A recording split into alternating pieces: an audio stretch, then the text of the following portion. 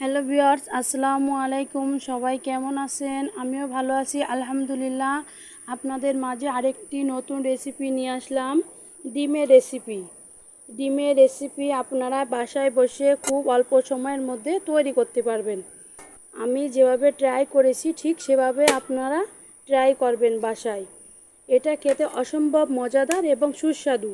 ডিমের রেসিপিতে কি কি ব্যবহার করছি জানতে আমাকে কমেন্ট করবেন।